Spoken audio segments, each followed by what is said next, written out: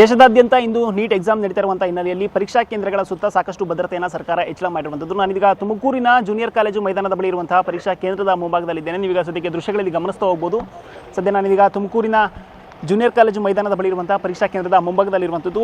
ವಿದ್ಯಾರ್ಥಿಗಳಿಗೆ ಯಾವುದೇ ರೀತಿಯ ತೊಂದರೆ ಆಗಬಾರ್ದು ಅನ್ನೋ ಹಿನ್ನೆಲೆಯಲ್ಲಿ ಸಾಕಷ್ಟು ಭದ್ರತೆಯನ್ನು ಸರ್ಕಾರ ಹೆಚ್ಚಳ ಮಾಡಿರುವಂಥದ್ದು. ಒಂದು ಕಡೆ ಪೊಲೀಸರನ್ನ ನಿಯೋಜನೆ ಮಾಡಿದರೆ, ಮತ್ತೊಂದು ಕಡೆ ಪೇಪರ್ನ ಎಸ್ಕಾಟ್ ಮಾಡೋದಕ್ಕೆ CRPF ಯೋಧರನ್ನ ಕರೆಸಿದ್ದಂಥದ್ದು. ಇದು ಸಾಕಷ್ಟು ರೀತಿಯಲ್ಲಿ ಕಳೆದ ಬಾರಿ ನೀಟ್ ಎಕ್ಸಾಮ್ನಲ್ಲಿ ಸಾಕಷ್ಟು ಗೊಂದಲ ಉಂಟಾಗಿತ್ತು. ಪೇಪರ್ ಲೀಕ್ ಆಗಿ ಸಾಕಷ್ಟು ವಿದ್ಯಾರ್ಥಿಗಳ ಜೀವನ ಕೂಡ ಅತಂತ್ರ ಆಗಿತ್ತು.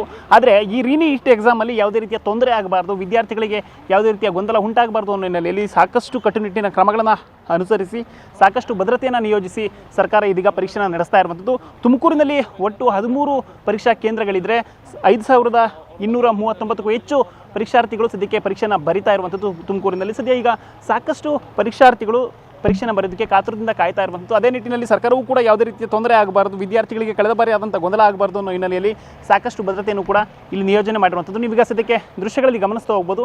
ಪ್ರತಿಯೊಂದು ಕೂಡ ಇಲ್ಲಿ ಆಗಲೇ ಸಕಲ ಸಿದ್ಧತೆ ಆಗಿರುವಂಥದ್ದು. ಬರುವಂಥ ಪ್ರತಿಯೊಬ್ಬ ವಿದ್ಯಾರ್ಥಿಗಳನ್ನು ಕೂಡ ಚೆಕ್ ಮಾಡಿ ಬಿಡೋದಕ್ಕೆ ಎಕ್ಸಾಮ್ ಸ್ಕ್ವಾಡ್ ಇರುವಂಥದ್ದು, ಸೆಕ್ಯೂರಿಟಿ ಇರುವಂಥದ್ದು, ಪ್ರತಿಯೊಂದನ್ನು ಕೂಡ ಸರ್ಕಾರ ಸದ್ಯಕ್ಕೆ ನಿಯೋಜನೆ ಮಾಡಿದೆ. ಮತ್ತು ಇಲ್ಲಿ 100 ಮೀಟರ್ ಅಂತರದಲ್ಲಿ ಯಾವುದೇ ರೀತಿಯ ಪೋಷಕರು ಕೂಡ ಬರಬಾರ್ದು, ವಿದ್ಯಾರ್ಥಿಗಳಷ್ಟೇ ಬರಬೇಕು, ವಿದ್ಯಾರ್ಥಿಗಳು ಹೋಗಿ ಪರೀಕ್ಷೆನ ಬರೆದು ಬರಬೇಕು, ವಿದ್ಯಾರ್ಥಿಗಳಿಗೆ ಯಾವುದೇ ರೀತಿಯ ತೊಂದರೆ ಆಗಬಾರ್ದು ಅನ್ನೋ ಹಿನ್ನೆಲೆಯಲ್ಲಿ ಪೊಲೀಸರನ್ನು ಕೂಡ ನಿಯೋಜನೆ ಮಾಡಿರುವಂಥದ್ದು, ಸೆಕ್ಯೂರಿಟಿಯನ್ನು ಕೂಡ ನಿಯೋಜನೆ ಮಾಡಿರುವಂಥದ್ದು. ಸದ್ಯಕ್ಕೆ ಸಾಕಷ್ಟು ವಿದ್ಯಾರ್ಥಿಗಳಾಗಲೇ ತಮ್ಮ ಕೊಠಡಿಯಲ್ಲಿದೆ, ತಮ್ಮ ರೋಲ್ ನಂಬರ್ ಎಲ್ಲಿ ಬರುತ್ತೆ, ಯಾವ ಕೊಠಡಿಯಲ್ಲಿ ಬರುತ್ತೆ ಅನ್ನೋದು ಎಲ್ಲವನ್ನೂ ಕೂಡ ನೋಡ್ಕೊಳ್ತಾ ಇರುವಂಥದ್ದು. ಒಟ್ಟು 5239ಕ್ಕೂ ಹೆಚ್ಚು ವಿದ್ಯಾರ್ಥಿಗಳು ತುಮಕೂರಿನಲ್ಲಿ ಪರೀಕ್ಷೆಯನ್ನು ಬರೀತಾ ಇದ್ದಾರೆ. 13 ಕೇಂದ್ರಗಳಿರುವಂಥದ್ದು. ಎಲ್ಲ ಕೇಂದ್ರಗಳಲ್ಲೂ ಕೂಡ ಯಾವುದೇ ರೀತಿಯ ತೊಂದರೆ ಆಗಬಾರ್ದು ಅಂತ ಜಿಲ್ಲಾಡಳಿತವು ಕೂಡ ಸಾಕಷ್ಟು ಸಕಲ ಸಿದ್ಧತೆಯನ್ನು ಮಾಡ್ಕೊಂಡಿತ್ತು. ಮತ್ತು ದೇಶದಾದ್ಯಂತ ಇಂದು ರೀನೀಟ್ ಎಕ್ಸಾಮ್ ನಡೀತಾ ಇರೋದ್ರಿಂದ ಯಾವುದೇ ರೀತಿಯ ವಿದ್ಯಾರ್ಥಿಗಳಿಗೆ ತೊಂದರೆ ಆಗಬಾರ್ದು ಅಂತ ಸರ್ಕಾರವೂ ಕೂಡ ಸಾಕಷ್ಟು ಕಟ್ಟುನಿಟ್ಟಿನ ಕ್ರಮಗಳನ್ನು ಅನುಸರಿಸಿರುವಂಥದ್ದು.